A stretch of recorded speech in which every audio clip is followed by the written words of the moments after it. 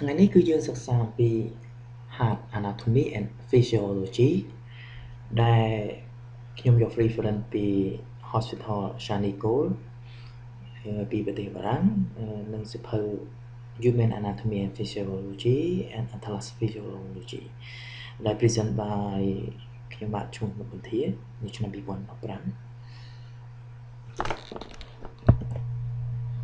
ដំបូងគឺយើងរៀនអំពី Heart Anatomy ហើយនៅក្នុង Heart Anatomy នេះគឺមាន5ប្រមាណទី1គឺ Heart Location ទី2 Heart Structure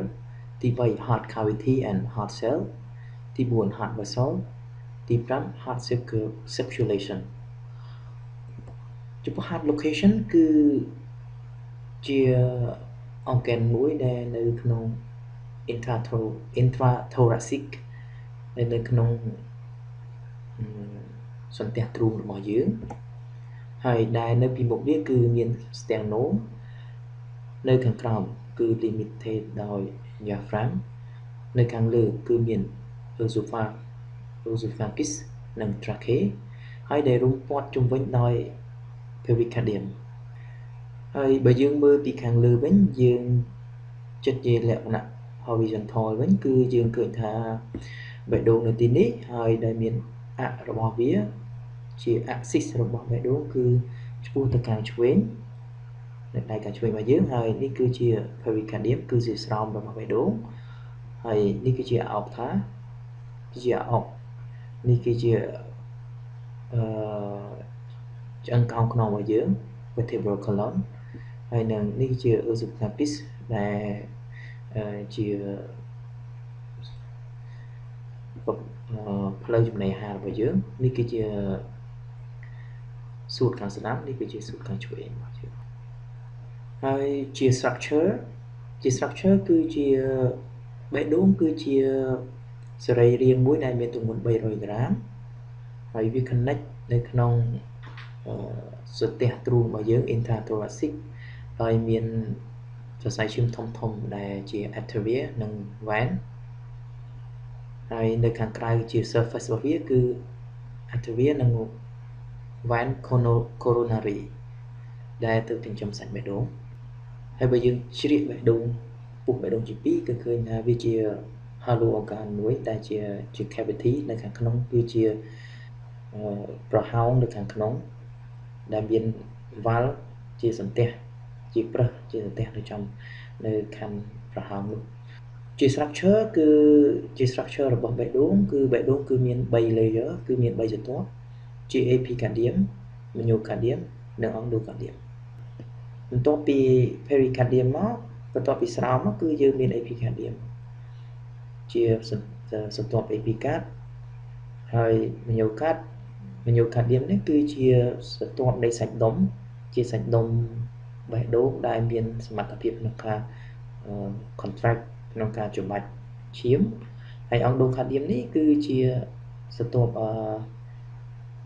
epithelium ដែលក្រាលនៅក្នុងបេះដូងរបស់យើងហើយដែលវាមានទំនាក់ទំនងជាមួយនឹងសរសៃឈាម blood vessel ហើយជាទូទៅ LV នេះគឺ left ventricle ខាងឆ្វេងឬក៏អាចដំណើរថាជាបេះដូងខាងឆ្វេងគឺធំជាងខាងស្ដាំហើយក្រាស់ជាងខាងស្ដាំបើយើងមើលទៅតាមរូបភាពនេះគឺជាស្រទាប់របស់បេះដូងដែលថាជាស្រោមរបស់បេះដូងយើងហៅថា pericardium ហើយ pericardium នេះចែកចេញជា2ស្រទាប់គឺ fibral pericardium និង serral pericardium ហើយដែលជា serral pericardium នេះគឺជាមាន2ស្រទាប់ទៀតគឺ parietal pericardium និង visceral pericardium ហើយ visceral pericardium នេះគឺជា epicardium ហើយនេះគឺជា cavity ដែលនៅចន្លោះpericard ស្រទាប់ pericard ទាំងពីរនេះហើយនៅក្នុងចន្លោះស្រទាប់ pericard ទាំងពីរនេះគឺមានក្រាលទៅដោយ liquid ជា fluid pericardial fluid នេះដើម្បីឲ្យវាមានជាតិរំអិលដែលធ្វើឲ្យបេះដូងយើងធ្វើការ contract ច្របាច់រហូតដល់មានជាតិរំអិលពីខាងក្រៅដែលងាយស្រួលឲ្យបេះដូងយើងមានការច្របាច់ហើយនៅពេលដែលយើងជួបទៅនឹងបញ្ហារលាកស្រោមបេះដូង ផ្សេងអាចធ្វើឲ្យបាត់បង់ជាលំអិលនេះធ្វើឲ្យវាស្ងួតធ្វើឲ្យមានសំឡេងដែលយើងអាចនឹងស្ដាប់នៅពេលដែលយើងរៀនបន្តទៀតនៅ hard sound យើងអាចដឹងថាសំឡេងនៅពេលដែលរលាកស្រោមបេះដូងនេះវានឹងមានសំឡេងណាខ្លះហើយនេះគឺយើងជិះសាច់បេះដូងម្ដុំមកមើលគឺយើងមានជា simple circus ជាស្រទាប់ epithelium ពីខាងក្រៅតមកជាស្រទាប់ខ្លាញ់ហើយបានយើងចូលមកដល់ epicardium ដែលជា visceral pericardium ហើយមួយដុំក្រាស់នេះគឺជា myocardium ជាសាច់ដុំបេះដូងហើយជាស្រទាប់សំខាន់បំផុតនៅក្នុងបេះដូងរបស់យើងដែលជាសាច់ដុំក្នុងការ contract ក្នុងការច្រត់មាច់ឈាមនៅក្នុងបេះដូងរបស់យើងហើយនេះគឺជា endocardium ដែលនៅខាងក្នុងដែលក្រាលទៅដោយtrabeculus carnea នេះដើម្បីជាតំណែងជាមួយសរសៃឈាមផ្សេងៗរបស់យើងចូលដល់លេខ3ធំគឺ heart cavityនៅក្នុង heart cavity យើងដឹងហើយថានៅក្នុងបេះដូងរបស់យើងគឺចែកចេញជា4ថតពីខាងលើគឺatrial left atrial និង right atrial ហើយដែលខណ្ឌចែកគ្នាដោយ interatrial septum ហើយស្រទាប់ពីខាងក្រោមគឺ ventricle ហើយ ventricle នេះខណ្ឌចែកគ្នាដោយ intraventricular septum ដូចគ្នាហើយជាទូទៅនៅចន្លោះinterauricular septum នេះចំពោះក្មេងទូដែលកើតមកវាអាចមាន fossa ovale ដែលវាកើតឡើងពី foramen oval ដែលនៅពីក្មេងៗមកហើយបើសិនជា foramen oval នេះគឺជាប្រហោង fossa ovale នេះប្រហោងទូចប៉ុណ្ណឹងជើងធុកមួយនៅក្នុងហ្នឹងហើយពីមុនមកគឺមានន័យថា left atrium និង right atrium នេះបិទមិនទាន់ចិត្តមិនមានការបិទចិត្តទេនៅពេលដែលយើងនៅទីក្នុងការបង្កកំណើតនោះហើយបើសិនជាចុងក្រោយវាបិទមកវាអាចនៅសល់ទូចហើយជើងធុករហូតដល់យើងធំទៅវាអាចនៅសល់ក៏មិនមានឬមិនរៀនគឺក៏មិនមានជា fossa ovale នេះតែបើសិនជា foramen oval នេះបិទមិនចិត្តទេវាធំវាជាជំងឺមួយជា congenital ដែលយើងហៅថាជំងឺបេះដូងចំហផ្នែកខាងលើនេះគឺ ASD atrial septal defect គឺមានប្រហោងនៅខាងលើហ្នឹងវារវាង left atrial និង right atrial ដែលធ្វើឲ្យឈាមច្បាច់ទៅមកទៅតាម pressure របស់វាហើយយើងអាចនឹងរៀននៅlesson ខាងក្រោយទៀតព្រោះជំងឺរបៀបនេះជុំដល់ heart cavity នេះជា schema មួយដែលធ្វើឲ្យយើងងាយស្រួលយល់ដោយខាងលើមាននៅផ្នែកបេះដូងខាងស្ដាំនេះមាន right atrium right ventricle នៅផ្នែកបេះដូងខាងឆ្វេងនេះមាន left atrium និង left ventricle ហើយដែលខណ្ឌចែកគ្នាដោយ interauricular septum and interventricular septum ចំពោះ valve នៅក្នុងបេះដូងវាប្រឹសនៅក្នុងបេះដូងយើងក៏មាន4ដូចគ្នាដែលខាងស្ដាំខណ្ឌចែកគ្នាដោយដែលខាងឆ្វេងខណ្ឌចែកគ្នាដោយ mitral valve ដែលខណ្ឌ left atrial និង left ventricle ហើយ aorta valve នេះដែលខណ្ឌ left ventricle ទៅនឹងសរសៃឈាមធំ aorta ហើយខាងឆ្វេងវិញគឺយើងមាន tricuspid valve ដែលខណ្ឌចែក right atrium និង right ventricle ហើយនឹង pulmonary valve ដែលខណ្ឌចែក right ventricle ទៅនឹងសរសៃ pulmonary vein គឺ vein របស់ pulmonary ដែលវាបញ្ជូនឈាមទៅបដូរអូសែននៅសួតហើយនេះគឺជារូបភាពគ្រាន់តែបង្ហាញថាតើរូបភាពដែលបង្ហាញថានៅពេលដែលនេះគឺនៅពេលដែលmitral valve បើកដើម្បីធ្វើឲ្យ filling ventricle ហើយនៅពេលដែល ventricle contract គឺ mitral valve នេះបិទជារូបភាពបែបនេះហើយគឺបានបើកនៅ valve aorta aortic valve នេះហើយ aortic valve នេះអាចគេហៅមួយទៀតហៅ aortic semilunar valve ហើយនេះគឺជាCochlear tendinous ដែលជាសរសៃពួរមួយដែលភ្ជាប់ទៅនឹងសាច់ដុំ papillary នៃ valve នេះហើយនេះក៏អាចមានជំងឺនៅពេលដែលដាច់ Cochlear ហ្នឹងឬក៏នៅពេលដែលមានមេរោគមកស៊ីទៅលើ miss papillary នេះអាចធ្វើឲ្យមានជា valve prolapse អាចមានជា mitral insufficiency ឬក៏ជាជំងឺផ្សេងៗទៀតអូខេយើងបន្តមកដល់ structure បាក់បេះដូងយើងមើលហើយនៅថតបេះដូង valve បាក់បេះដូងយើងចូលមកដល់ nodal tissue nodal tissue នេះគឺជាកោសិកាសំខាន់បំផុតដែលជា heart conductivity វាជាកោសិកា 1% នៃបេះដូងទេតែវាជាអ្នកផ្ដល់ជា electric ដល់បេះដូងអាចហៅថាជា natural pacemaker ហើយវាចាប់ផ្ដើមឡើងនៅជា sinoatrial node sinoatrial node នេះគឺនៅក្នុង right atrium ហើយវាបន្ត electric របស់វាមក atrioventricular node បន្ទាប់មកគឺចុះមកដល់ bundle branch មាន left branch មាន right branch ហើយនេះគ្រាន់តែជារូបភាពជា schema ដែលយើងស្រួលមើលហើយវាជាទូទៅគឺវា control ដោយ sinoatrial node នេះដែលជា autorhythmicity ដែលបង្កើតជា rhythm បង្កើតជាចង្វាក់បេះដូងជា conducting system ដើម្បីយើងស្រួលមើលហើយអញ្ចឹងការ contract របស់បេះដូងគឺពី atrial មក ventricle បន្ទាប់មកយើងចូលមកដល់ heart vessel យើងចូលមកដល់សរសៃឈាមដែលភ្ជាប់ទៅនឹងបេះដូងសរសៃឈាមដែលភ្ជាប់ទៅនឹងបេះដូងនៅខាងស្ដាំនៃបេះដូងគឺមានសរសៃឈាម2ដែលយកឈាមពីក្នុងខ្លួនយើងពីកោសិការបស់យើងមកចូលមកក្នុង right atrium នេះថតខាងលើខាងស្ដាំខាងលើនេះដែលមាន supra vena cava និង superior vena cava និង inferior vena cava រីឯសរសៃឈាមដែលភ្ជាប់ទៅនឹង right ventricle នេះគឺ pulmonary artery ដែលយកឈាមពណ៌ខៀមនេះគឺសិតតែឈាមដែលមិនមានអុកស៊ីហ្សែនច្រើនយកឈាមនេះទៅសួតដើម្បីបដូរយកអុកស៊ីហ្សែនហើយក៏រត់មកវិញនៅបេះដូងខាងឆ្វេងគឺមាន four pulmonary vein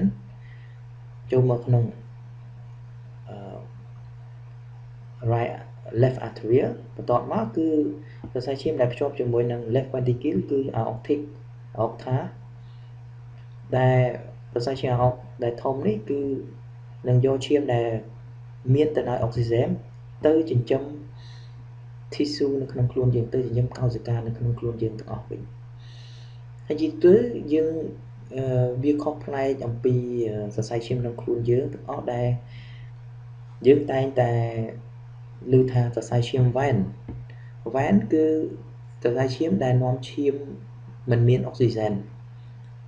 ហើយសរសៃឈាម arteria គឺសរសៃឈាមដែលពោពេញទៅដែលមានឈាមពេញទៅដោយអុកស៊ីហ្សែនវាពិតប្រាកដណាស់នៅក្នុងខ្លួនយើងទាំងអស់ប៉ុន្តែនៅកន្លែងផ្នែកបេះដូងនេះគឺមានភាពឆ្លាស់គ្នាបន្តិចគ្រាន់ថា pulmonary artery គឺសរសៃឈាមដែលartery ដែលសរសៃឈាម artery របស់ lungs របស់សួតយើងគឺនាំឈាមដែលមិនមានអុកស៊ីហ្សែនវិញហើយ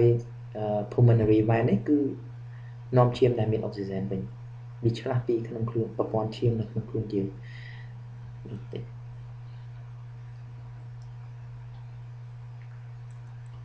បន្ទាប់មកនេះជា structure ដែលជារូបភាពដែលឲ្យយើងស្រួលមើលជា រូបភាពស្រៀងទៅនឹងបេះដូងពិតបើយើងជាគំនូឲ្យយើងមើលថានេះគឺជា right left right ventricle and left ventricle is right atrium left atrium នេះគឺជាខ្សែឈាមsuperior vena cava inferior vena cava ដែលចូលមកដែលនាំឈាមមិនមានអុកស៊ីហ្សែនក្នុងខ្លួនយើងទាំងអស់មកដូរអុកស៊ីហ្សែនហើយទៅតាម pulmonary trunk នេះគឺក៏ហៅថា pulmonary vein pulmonary artery ហើយក៏ត្រឡប់មកវិញពីសួតមកវិញគឺចូលមក pulmonary vein ចូលមកក្នុង aorta ហើយក៏បញ្ជូនចូលមកក្នុង left atria ហើយចូលទៅក្នុង left ventricle ហើយក៏ច្បាច់ឈាមទៅតាម aorta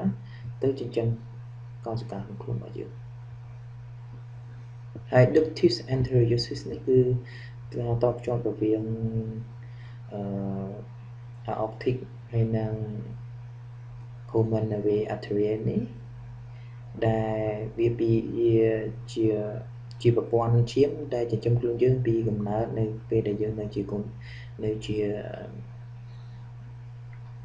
មិនទាន់កកើតមកនៅជា embryo ប៉ុន្តែនៅពេលដែលយើងកើតចេញមកហើយគឺវាលែងមានប្រហោងដែលភ្ជាប់រវាង pulmonary artery និង aorta នេះវានៅសល់តែជាតង់ដងទូចប៉ុណ្ណឹងទេតែបើសិនជាវានៅមានប្រហោងនឹងទៀតវាជាជំងឺមួយជា congenital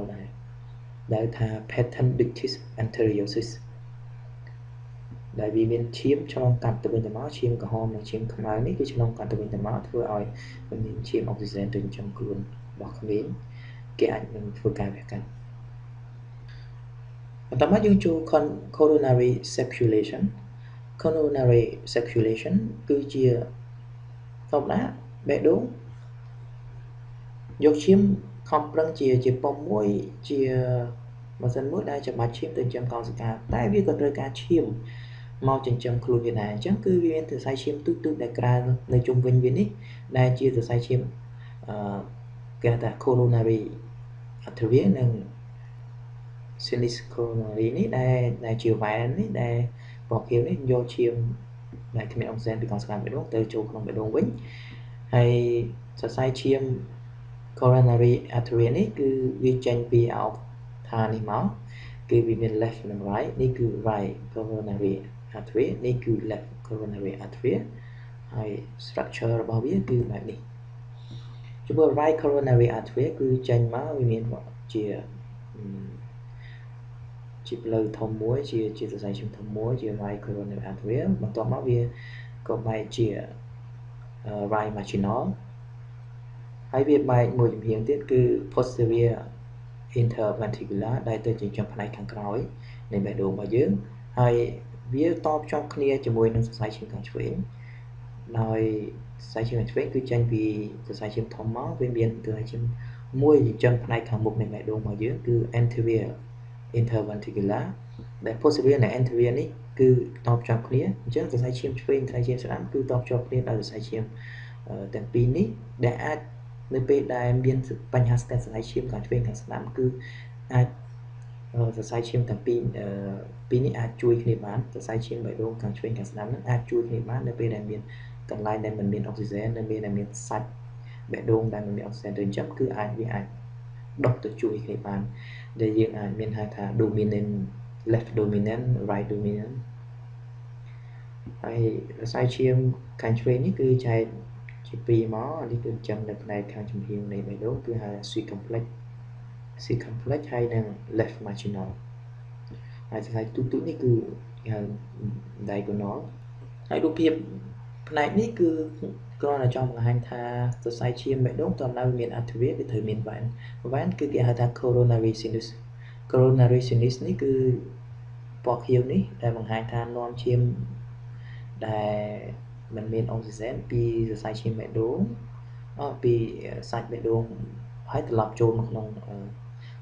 right artery វិញត្រឡប់ចូលមកក្នុងថតផ្នែកខាងលើថតខាងស្ដាំផ្នែកខាងលើនៃបេះដូងវិញដើម្បីយកឈាមទៅដូរនៅសួតដូចជាឈាមផ្សេងពីកោសិការបស់យើងដែរហើយរូបភាពនេះបង្ហាញថា coronary sinus នេះដែលរត់ចូលនៅក្នុងរ៉ែអាទ្រីមរបស់យើងគឺចូលទៅតាមផ្លូវនេះពេលដែលប្រមូលឈាមបានពីសាច់បេះដូងមកដែលមិនមានអុកស៊ីហ្សែនគឺចូលវិញតាមនេះលេខ5ធំនេះគឺ heart circulation គាត់តែចង់បញ្ជាក់ថាវាជា circulatory system របស់បេះដូងរបស់យើងមានន័យថាចាប់ផ្ដើមពីបេះដូងរបស់យើងគឺផ្នែកខាងលើនេះគឺតំណាងឲ្យសួតឆ្វេងនិងសួតស្ដាំហើយចំណែកការបដូរអុកស៊ីហ្សែនរបស់សួត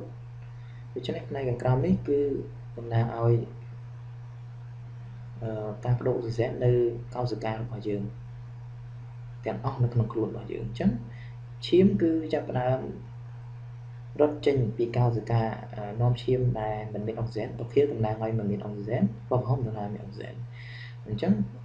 យើងមាន pulmonary circulation to lungs និង system circulation systemic circulation គឺការ circulate ទៅចំកោសិកានៅខ្លួនរបស់យើង pulmonary circulation គឺការយកឈាមមកបដូរអុកស៊ីហ្សែននៅសួតដូច្នេះយើងនិយាយអំពី